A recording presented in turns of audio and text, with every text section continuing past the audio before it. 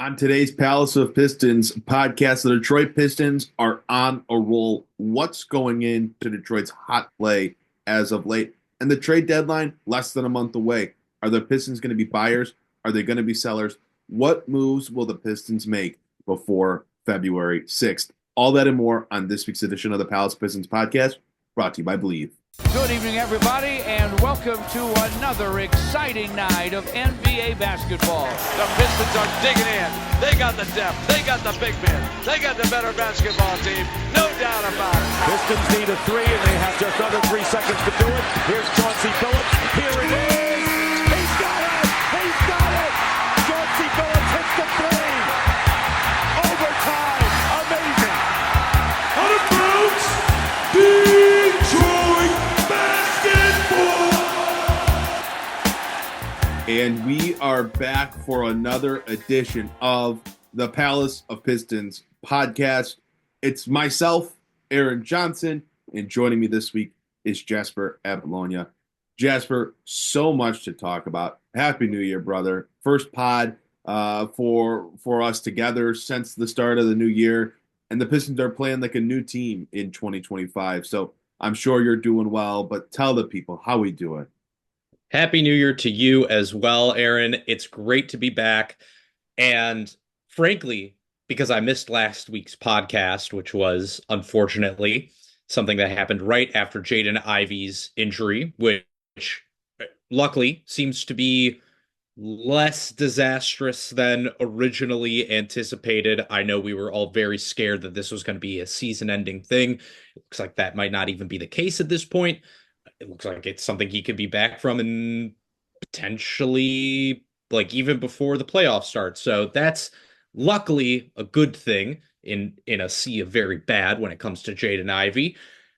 I was expecting to come back and have to have this be a podcast where we're finding the silver linings and things after the Pistons had a bad week. It hasn't been that, Aaron. It's been, in fact, quite a good week for the Pistons when it comes to the on-court play.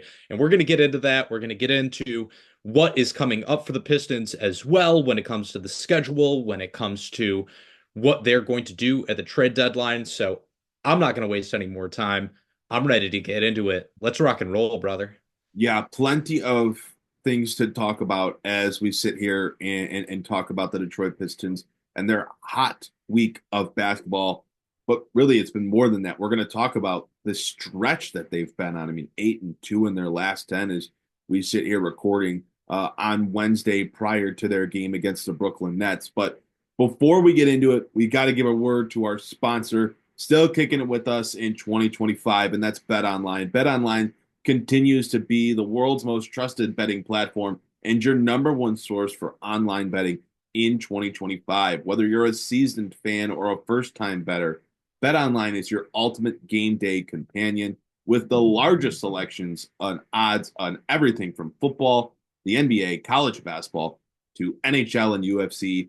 BetOnline is the number one sports betting source for the new year. From touchdowns to three-pointers and hat tricks, BetOnline has you covered on every game, every play, and every win. BetOnline, the game starts here. Also want to give a word to our Substack, palaceofpistons.com. It's our website. It is where a lot of our work goes. It's where all of our work really goes. Obviously, the podcast going on wherever you're watching or listening from right now, Apple, Spotify, YouTube.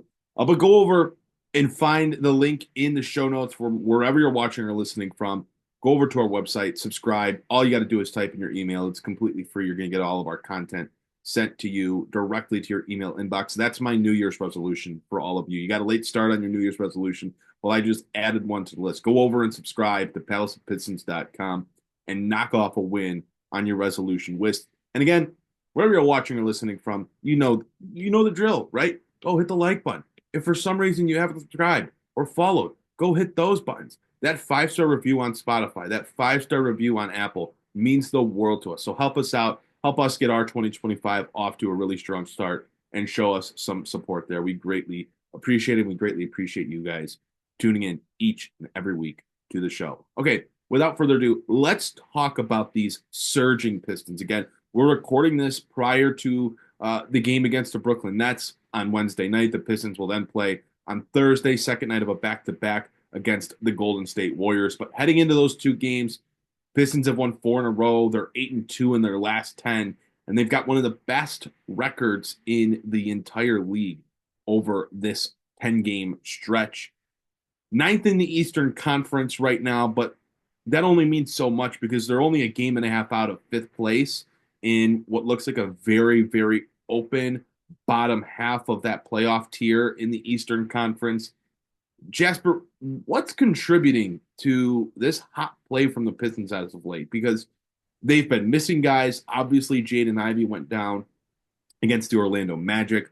Ausar Thompson has missed a few games here now, yet they're still winning. What's going on with Detroit basketball right now?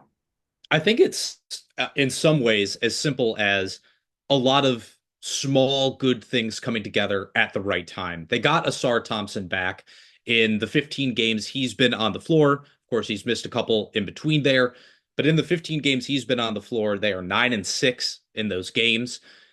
Ron Holland has taken a definite step forward in his development.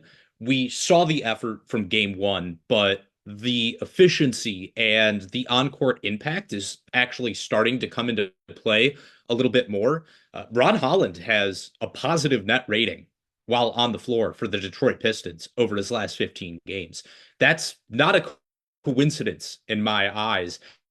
And when you look at his game log, like the efficiency is definitely going up. He's averaging 7 points, half a steal, an assist, a couple rebounds a game in just 15 minutes, but he's shooting 59% from the floor overall, 35% from three, and he's looking a lot more confident on both ends of the floor. With his drives, he looks very, very confident. I've always been impressed by his poise near the rim. I really think that is a big place where he can help the Pistons going forward, but providing just a smidgen of shooting from outside, and of course his hard-nosed defense, it's just been huge for them. Like I love his attitude, man, with him and Stewart and Ausar and Cade really too, to a certain extent. Like they have so many guys who just want to go out there and scrap and work hard every single night. Like when I think of Ron Holland, I feel like everybody knows a guy who walks around with like his chest out and his like arms forward like this. Like that's how I think of Ron Holland. Like he's always walking around like that, like he's ready to scrap. I think it's been great for the Pistons. But of course, the number one reason, despite those guys and Tobias Harris, who you wrote a really good article on that I think everybody should check out. He's been much better as of late, which has been huge with Jaden Ivey being out. But Cade Cunningham, as we all know, is the guy that drives this show. And over his last 15 games, Cade has just been on absolute fire. He is averaging 25.5 points, 6 rebounds, 10 assists on 46% shooting overall from the field, nearly 40% from three, and 80% from the free throw line on fewer than 4 turnovers per game over his last 15. He has just been outstanding, Aaron. He has been on a different level. And we've talked about, hey, should Cade be an all-star? Look, if he's going to be putting up this kind of production, all-star might not be what we should be talking about him being in contention for. We should be talking about this guy in contention for an all NBA spot, because what he's doing right now with good efficiency and unbelievable volume is simply carrying this team. And I know a lot of people look at like the on-off splits. That doesn't tell the whole story. Cade Cunningham has just absolutely been on one, and having him come along, him take a next step in his process while guys like Ausar are coming back, while Tobias Harris is playing better, and while Ron Holland is playing better. I just think that all of it coming together at once, it's really driving this, and you're seeing it in their defensive numbers as well. Yeah, that's what I wanted to hit on is, I think individually, on an individual basis, you did a really good job laying everything out. Obviously, Cade is the star of the show, but some of these guys have really stepped up during this stretch, and especially after Jaden Ivey's gone down, Tobias Harris, Ron Holland, even Jalen Duren has had some better games as of late, and that's been really important for this team.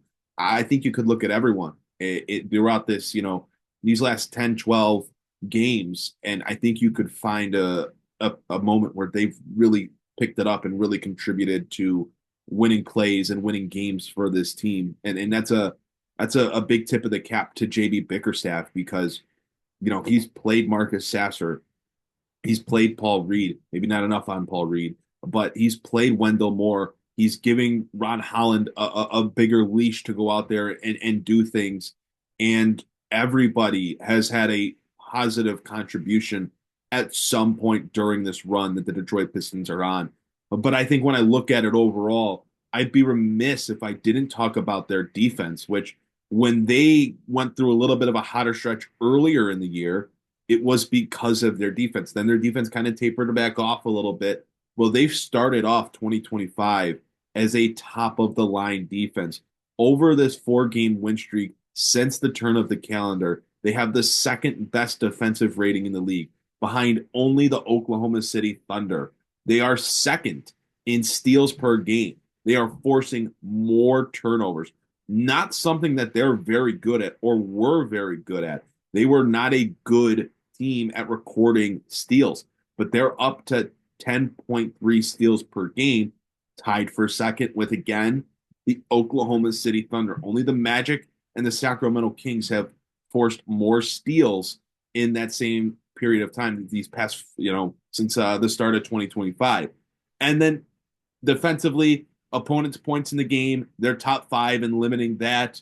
Their defensive rebounding percentage, it's at 75.9%. That's also top 5 in the league. It's 4th. Something we talked about this team a lot in what felt like, the first 2.5 months was this team gave up a lot of second chance opportunities. They gave up a lot of offensive rebounds, a lot of long rebounds, and they've gotten much, much better at that as of late. Again, top 5 in defensive rebounding percentage. So they're defending the glass, they're forcing more turnovers. And what's overall helped them there is then they're getting out and running more. And that's when this team is at its best, is when their athletes are out in transition in a plus man advantage, a plus 2-man advantage, and they're going unguarded to the rim. It gets harder for this team when they have to get into a half-court setting, and you have as many guys as they have that aren't shooting threats. When they get in a half-court setting with a lineup that JB Bickerstaff has used recently, where it's, Cade Cunningham, it's one of Malik Beasley or Tim Hardaway Jr., and then it's Ron Holland, Asar Thompson, and Jalen Duren. Like, naturally, that group is going to have a tougher time scoring in the half court because of the offensive limitations of 3 of those 5 guys. So when they're getting out and running, that is when they're going to be at their best, and their defense is generating offense for them. It's a pretty routine thing that you hear said, but it's true, and that's why coaches implore their team to compete on defense, because a lot of times those teams that are really good at defense end up getting a lot better at offense. And the Pistons offense has been still pretty mediocre this year, at least in terms of scoring, but they can tip their cap right now on their defense, and it's played a large role in them being as good as they have been as of late. It's been interesting for me to look at their defense and the way that it's impacting their offense as well. They were down by 9 to the Portland Trail Blazers at halftime in their last game. I didn't watch the game live. I came back from work and I watched the replay. I got to halftime. And in my mind, I actually wrote this down for today's show notes. I wrote this down. I said, Pistons are down 9 at halftime. I think they win this game. And for me, that was such like a huge wow, like what a difference a couple years makes. Because if you had showed me that first half last year, I would have said there's no chance the Pistons win this game. Frankly, I don't think they would have been down 9 at halftime. I think they would have still been down by 20, which they were at one point in the second quarter. They didn't have that kind of fight. And it's been the defense that's really been driving that. actually. Like, that's a huge reason why I felt like they could get back in it, because you see this team, all they need is a couple sloppy possessions from the other team, and you get a fast break dunk, you get Malik Beasley gets a couple open threes, and all of a sudden a 9 point game is a 1 point game. And they can go on those kinds of runs this year. And a huge part of it, like you said, is because of their defense. They're forcing turnovers. Asar Thompson had 6 steals, man.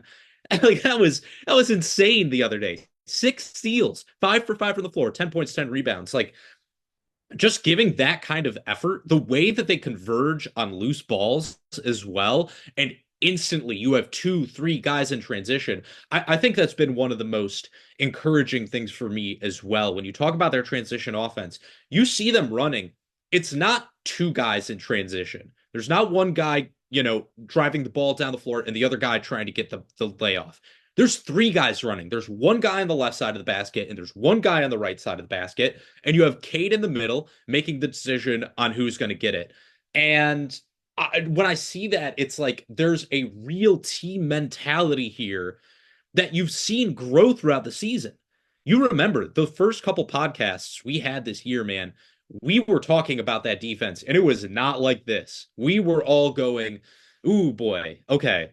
Like, this is a little spooky because their defense is bad and they're turning the ball over a lot. And you're seeing that chemistry come together finally. I think it's so interesting that, at least from my perspective, like Cade's defense has kind of slipped a little bit over the last couple weeks, but their defense has gotten better. And I don't think that that's like a coincidence. I'm interested to see if you do, because when I look at that, I think it's partially Cade just taking his foot off the gas a little bit, because he knows he can rely on his teammates to pick him up a little bit more on that end of the floor when he has to drive everything when it comes to their offense, especially more now. So I think that's very encouraging. Like, the fact that arguably your best perimeter defender can take a step backwards, but your defense can not only maintain its level, but actually arguably get stronger in that stretch. I think that speaks volumes to what JB Bickerstaff has done. And this is a question for you. When it comes to somebody like Jalen Duren, we've talked a lot about him and his defense on this podcast. We've also said we're maybe not so sure that he's somebody we see being here long term. With what JB Bickerstaff has done on the season, on the whole, to this team defense, and I think this is something that I would say, I think Jalen Duren has taken small strides in his defense over the last few weeks. Given his age, given the fact that he regressed as a defender last year, are you willing to maybe reconsider your stance on Jalen Duren and give him a little bit more time with JB Bickerstaff, a proven defensive coach? Or are you still kind of in the same place? Because I think there's a really good argument to be made that last year absolutely screwed everybody's development up, right? Like, we saw it with Cade, we saw it with Jaden Ivey. Right. I think it's fair to say we saw it with Jalen Duren as well. He might just need a bigger push to get to where he needs to be. Yeah, look, it's difficult for me to say let's just give up on a 20-year-old in year 3. You factor in everything that surrounded the Pistons organization during those first 2 years of Jalen Duren's career, and you certainly feel that empathy for him and for the rest of those guys that played. It's also tough because a lot of how Jalen Duren impacts the game is based on where his motor's at and what type of energy he's going to bring on a nightly basis. And so on one end, I've seen an increased motor from him recently. I think maybe some of it has to do with the Pistons trying to involve him offensively a little bit more earlier in the game. But on the overall, I don't love that that's what you have to do to get that sort of overall buy-in from him. I'll say on the flip side, I think after the Portland game, he came out and he said, and he tends to always say the right things, but he came out after the Portland game and said, we started off bad as a group, but I started off really bad. And I had to, I had to pick things up, and luckily, the rest of the group, everyone that Jamie Bickerstaff called upon, played well, and eventually, we righted the ship. But he understood that he came out and was really, really bad against the Blazers in that first half, and he was better in the second half. Here's where I'm at, because I don't want to just go on and on and on about this, because I feel like we've done a lot of talking about Jalen Duren, and I don't want to sit here and it just sound like I'm bashing him, because as I just pointed out, he's 20 years old. He's in year 3. He's been in a horrible environment his first 2 years in the league. And so you have to give a little bit of a leeway there. I think he just has so many raw tools and is so physically imposing that it's mind-boggling to think he might not end up being a valuable NBA player. Here's where I'm at. I understand he's contract extension eligible this offseason. I'm not comfortable engaging on a long-term contract deal with him where he's getting paid probably what he wants to get paid, which is upwards of, let's say, $18 million a year. If that's where he's at, I'm saying, look, Jalen, if he continues to kind of tread water here, has some good, has some bad, I've at least got to see what happens next year.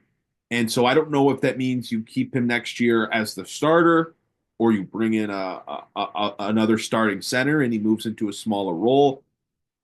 I don't want to say you have to give up on him right now, because you don't. He's 20 years old. There's still a lot of time for him to develop and get better, and maybe this is the turning point for him right now.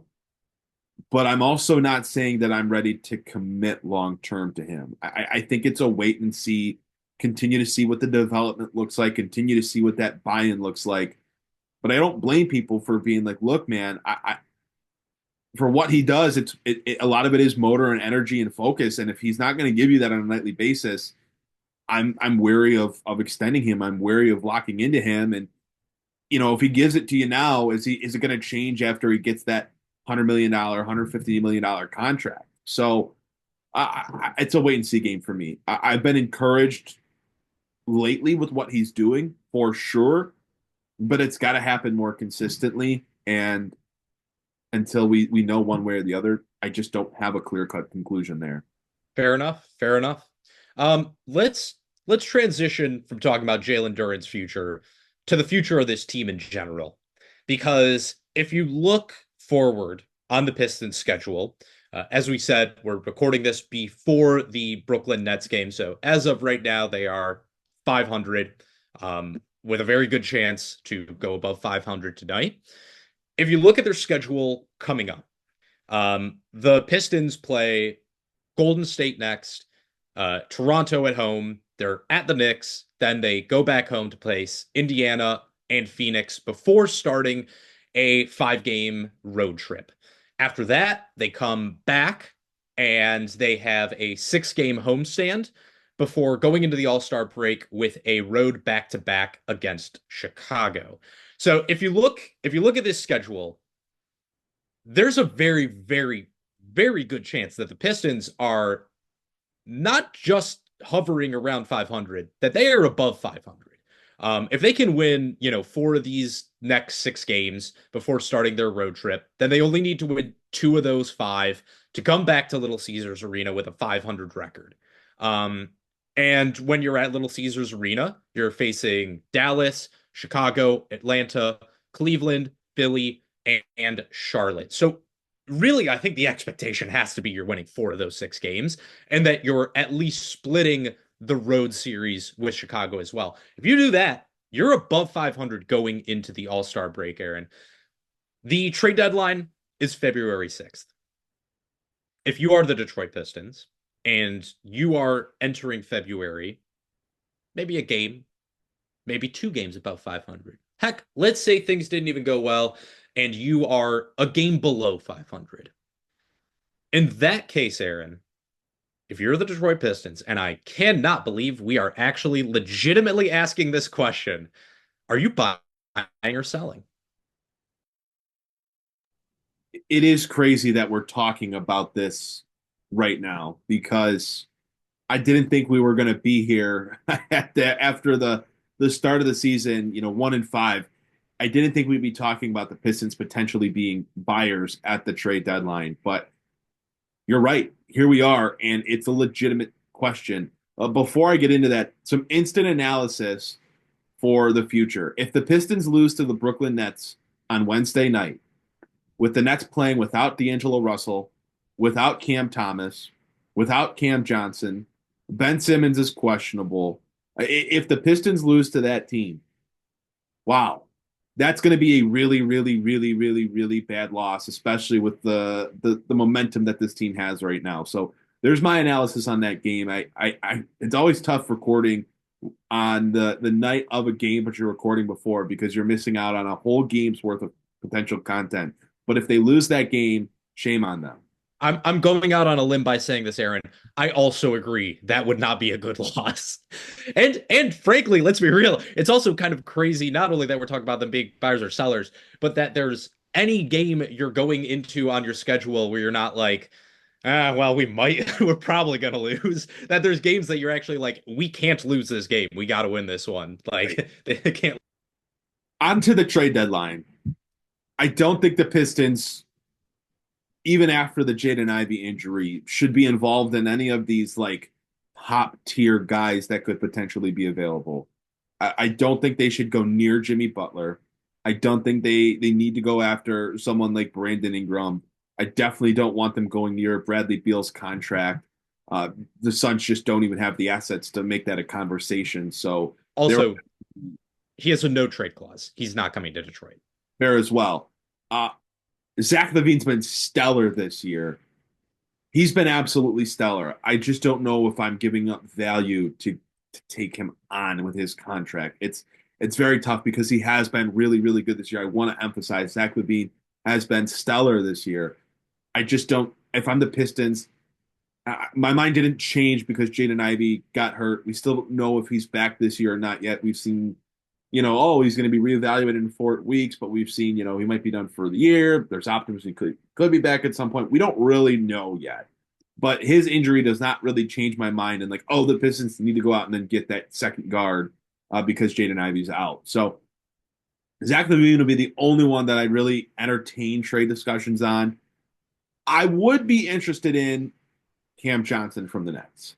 I think he is a stellar fit for this team. Quite frankly, I know Tobias Harris has been playing better, but they need some more shooting from the forward spot. They need a little bit more overall offensive production from the forward spot. And I think Cam Johnson, at his age, would just be a stellar get for this group. And we know Brooklyn is open for business. The problem is, I think they get a first-round pick from someone, and the Pistons just don't have that to move. So unless there's young pieces that the Pistons give up for Cam Johnson, I don't think they're real players for him. Other than that, I just don't feel so strongly about this team being buyers or sellers. Like, I don't think they should trade Malik Beasley. I think they should try to re-sign him. I don't think they're going to trade Tobias Harris. I think someone like Simone Fontecchio could get moved, just looking at his contract, looking at kind of where he's at in the pecking order on this team. But he also provides this team who's winning basketball games right now with a much-needed skill set and his ability to shoot the ball at the forward spot. If they're going to buy, I think if it's not Cam Johnson and they're not making a serious upgrade there in terms of roster talent, they need to go get another guard. At some level, they need to add another ball handler to this team because as much as Marcus Sasser tries and as much as JB Bickerstaff tries to create an environment for Marcus Sasser to be more of a point guard, it's just not happening. And we're into the season now. We're at this point, if he hasn't figured it out and this team is competing and winning games, they have to look elsewhere. So is it a Malcolm Brogdon? Do they look at taking on Jordan Poole's insane contract? Do they look at someone like D'Angelo Russell again? Do they go back to Brooklyn and look at D'Angelo Russell? I think they have to do something at the guard spot just to stay afloat, just to create a better environment where Cade Cunningham doesn't have to do every single thing, every single possession he's on the court. So I'm okay with them buying a little bit. I don't think they go out and make a super big splash move outside of Cam Johnson. I think that's probably as big as it could potentially get. I don't think they're going to be sellers to the point where Malik Beasley's getting moved or Tobias Harris is getting moved. Maybe someone like Tim Hardaway Jr., but like that's the thing with the veterans they brought in. They're thriving in Detroit and they want to be here and they're creating a good environment for the youth on this roster. Malik Beasley, Tim Hardaway Jr., Tobias Harris have all played a key role in this sort of turnaround and this change in culture inside of the organization. And so it's like, even if they're not having career years in terms of numbers, obviously Malik Beasley is, but for the other two, like they're playing such a key role in the ecosystem here that I just don't think you feel a ton of pressure to move off of either of them. It does definitely feel like team chemistry has played a role in their recent success, right? Like bringing in guys like Harris and Beasley and Hardaway, just the things that they've done in order to build chemistry and to build understanding. This has definitely been big. I'm with you on Malik Beasley. I really just when you look at how the trade market has been, like think of Dennis Schroeder, for example. Like Dennis Schroeder got back DeAnthony Melton's torn ACL and 3 second-round picks. That's it. Allow Malik Beasley's a really good shooter, and he's been awesome for the Pistons this year, but Dennis Schroeder was averaging like 18 and 6 for the Nets. I just am not convinced that you're going to get anything meaningful back for Malik Beasley if that's what the price tag is for somebody like Dennis Schroeder. Like I can't see much. What you're going to get back 4 second-round picks? Like who cares? That doesn't help you where you need to be. So yeah, I'm with you on that. I think it's also important to note that the Pistons are the only team at the deadline that is under the cap. They have $14 million or so in cap space. There's a $17 million gap between them and the Utah Jazz. It's like Utah Jazz are number 2. They're $3 million over the cap. So that I think gives the Pistons a lot of room to play with these teams that might need a third team to step in and absorb a contract for a first round pick. Like they're in a great position there, and you got to give Trajan Langdon a lot of credit because him restructuring the Paul Reed contract helped open up. I think it was like an extra like what 5 million in cap space for them there. So that's huge. Like you can work with other teams there. So even if we don't throw anything out, like obviously, I think we're in agreement. We don't want them to be trying to trade for like a Jimmy Butler, but that doesn't mean they can't get involved in a trade like that, a la the Cleveland Cavaliers in the James Harden trade. Nobody was thinking James Harden to Cleveland. Nobody was ever really even thinking about how Cleveland would fit into that. But the way that it did made total sense, got them Jared Allen, helped move their rebuild forward tremendously. So I think ultimately I come down with you. I could see maybe something like, THJ, Stewart, and like a 2028 lottery protected first for Brandon Ingram. You could kind of do the same thing with Chicago and Zach LaVine. I both have their downsides though, because like neither guy really plays defense. They're both very much like ball dominant scorers. With LaVine, you're locked in for the next 2 years after this season. With Ingram, he's up as an unrestricted free agent after this year. So it's like you're going to have to pay both guys at least for the next couple of years. I don't know. Both are injury prone. I don't really love that. I'm with you on that. I don't think they should be making a big move. I think they should be making incremental moves, if anything. Something that I was thinking about when I was messing around, Kevin Huerter and Keon Ellis from the Kings for Tim Hardaway Jr. and 2 second-round picks. I think for me, that would be a small move that would have upside. Both guys are signed through, obviously, this season, but also next season. Tim Hardaway Jr. is an unrestricted free agent after this year. It doesn't seem like the Kings are really interested in finding out what they have in Keon Ellis. Kevin Huerter kind of seems like it's over there. He hasn't been very good this year, but he is a career 38% three-point shooter. I know he's shooting 31% this year.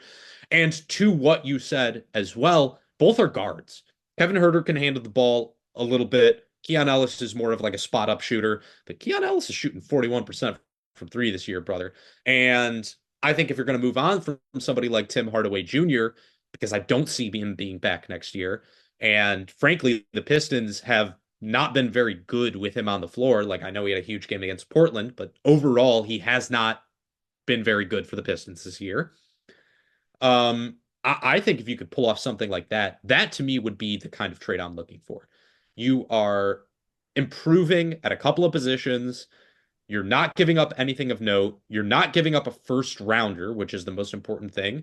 Um, and you're getting back guys who you could either slot into your rotation, potentially flip next year at the deadline, um, or just eat their salaries. Like whatever you want to do with them, that gives you a lot more. You maintain your flexibility, and I think also give you a chance to get better. And as we also know, the Pistons do have, I believe, still an open roster spot, so they could do a 2-for-1 trade.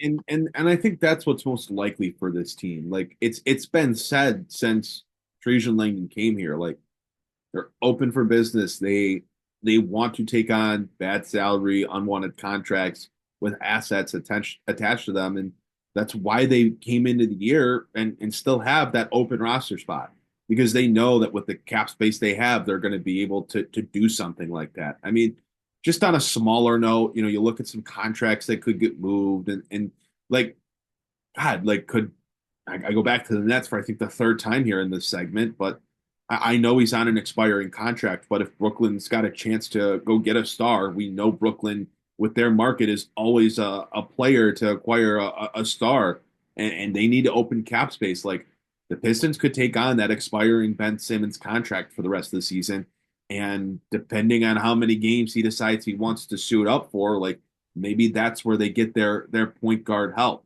But I just don't know what else you're getting at. Like the Nets are not going to attach a first rounder to him, even a lottery protected first rounder. I think they just say, screw it. Like, shoot, we're trying to lose as many games as possible. We'll play Ben Simmons. Like if they're a player to get a star and they need to open up that cap space to where they need to get off Ben Simmons, even if they don't get a first round pick, do they get 2-3 seconds? I don't know. Thinking out loud. I mean, another team I'd potentially look at is someone like the Oklahoma City Thunder, like a million picks to give up. I think they have a guy that I've brought up before as like a sneaky trade candidate, not sneaky in the sense of like no one's talked about him, but like someone that I think could be interesting for Detroit in Ousmane Dieng. They also have, another like contract could be moved in Kenrich Williams. That 2-for-1 having the open roster spot. Can the Pistons take on those two guys and a pick of some sorts for someone like a Simone Fontecchio? Not that I'm advocating to trade the only Italian player in the NBA away from the Detroit Pistons, but just thinking about what might happen with this team. I mean, I don't think we've talked about it, but I feel like it's been talked about more across the league. Isaiah Stewart's a potential trade candidate. I think he's been stellar this year. I think he's been really, really good, but he's also a trade candidate, it sounds like. So, I think if you're trading for one of like if you're making a bigger trade like for Levine or Ingram, you're losing Isaiah Stewart. I think that's like almost 100% certainty. I don't think you can make either of those trades happen without moving him. So those are things to consider. Some of the guys, just to cap this conversation, some of the guys that I think that could be dealt from Detroit's roster are Isaiah Stewart, Tim Hardaway Jr., Simone Fontecchio. Anyone else for you that I maybe missed? I mean, maybe Marcus Hassan, but he's just such a small salary that's like that doesn't count. Just not throw in, but just kind of that extra $2 million or whatever that might be needed in a deal. And anyone else, I just don't see Beasley. He's been so good, and he obviously loves it here. I think the Pistons try to extend him, and then I don't know if anyone's trading for Tobias Harris's 26. No, because he's signed for next year as well. Like that's the thing I was looking at. Like maybe you could pry like Jeremy Grant away from Portland, but Portland wouldn't do that for one less year on a contract. Like I just don't see it necessarily happening. I think next year you can trade Tobias. This year I just don't think it's going to happen. And frankly, I think he's more valuable to you than what it would take to like get rid of him even. So no, I think Beasley is tradable under only one circumstance, and that is if you are getting a first round pick back.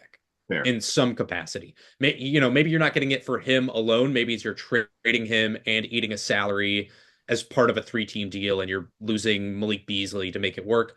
Okay, sure, I could see that happening. But yeah, otherwise, those are really the only guys I could see like having a reasonable chance of getting moved at the deadline. I will also say this. You brought up Cam Johnson. I agree with you. They're not getting Cam. He's got to take a first rounder. Like they want multiple. They've said multiple first rounders.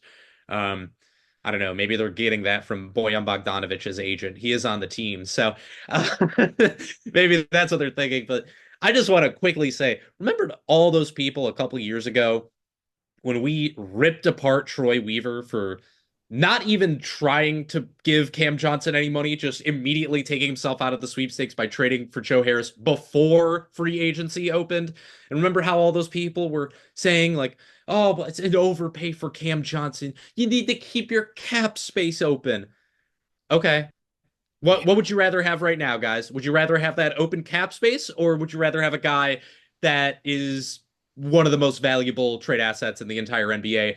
Oh, and also would be a gigantic boon for your team right now. Just saying. I will say it was an overpay for Cam Johnson at the time. I didn't anticipate him breaking out into what he's doing right now at 28 years old. It doesn't happen for most guys like that.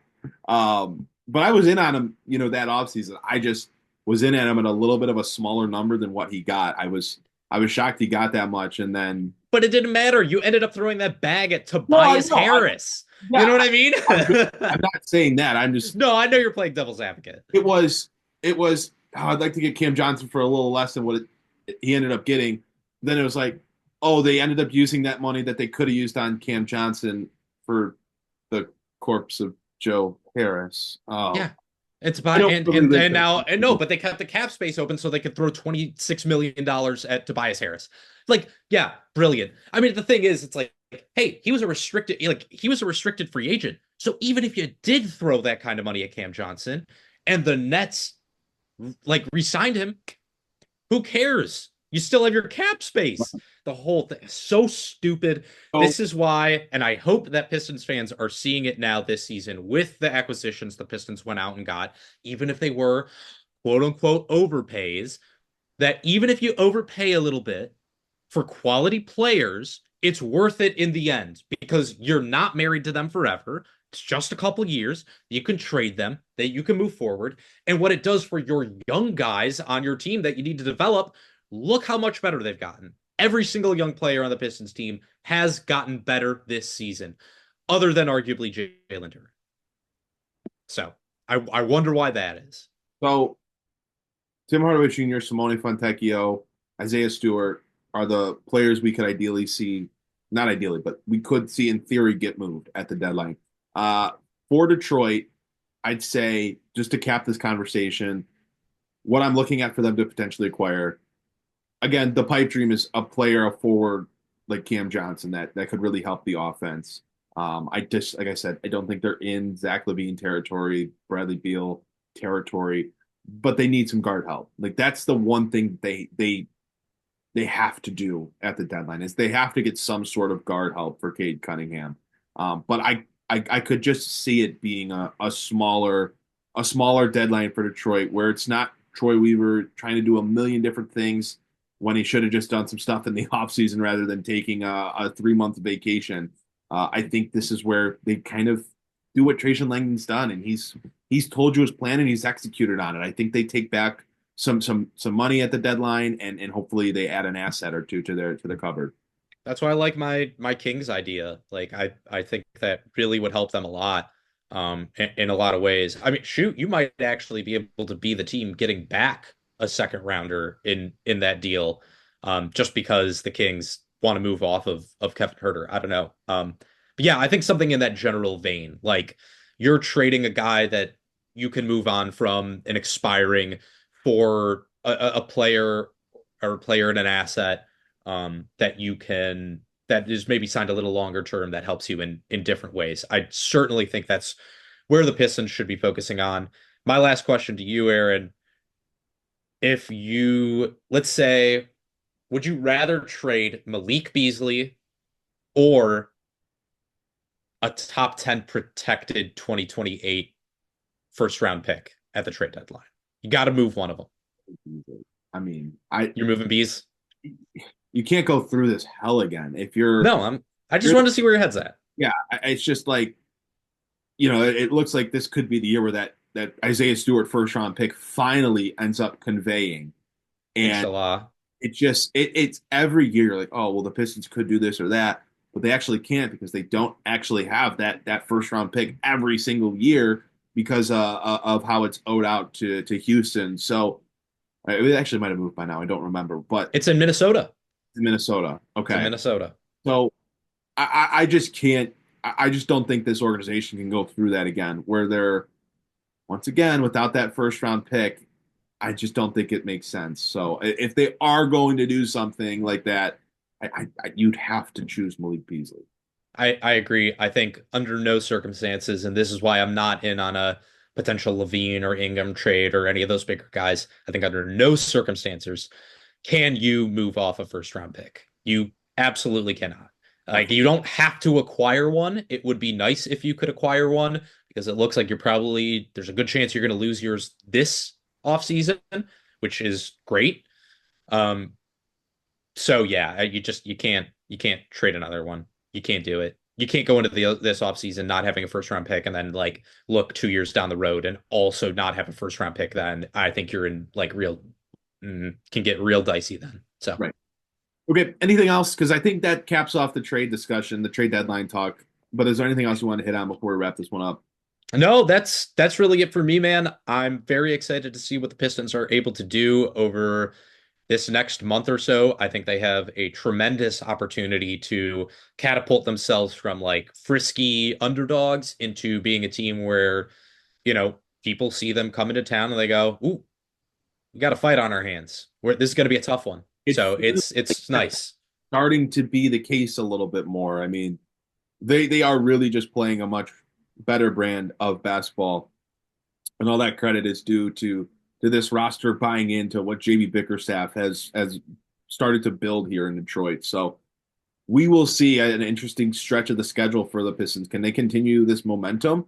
Because they're going to have some tough games coming up after this Brooklyn stretch. I mean, they get Brooklyn, and then they get Golden State, who's played a few really bad games lately, but they're looking to bounce back. Then they get Toronto, so a stretch here where they could continue their winning ways, but it's going to get tougher for them. So we'll see how this team is built in the in this short future, how they progress. But playing really good basketball right now. Don't want to take away anything else from this discussion without praising the Pistons for just this insane growth. I mean, this is a team that won 14 games last year. I would have never imagined they'd have been in this position of 1 year from now. I mean, you look at where they were at January 1st last year. They had just ended a 28-game historically bad losing streak, and now they're sitting here after the first week of January, and they're a playoff team, and they've won 18 games. They won 4 more games this year than they did in the entire last season. So a remarkable turnaround that needs to be talked about, and I hope that's the big takeaway from everyone on this week's show. I think we were probably some of the most positive people regarding their offseason with the JB Bickerstaff hire and what Trajan Langdon did.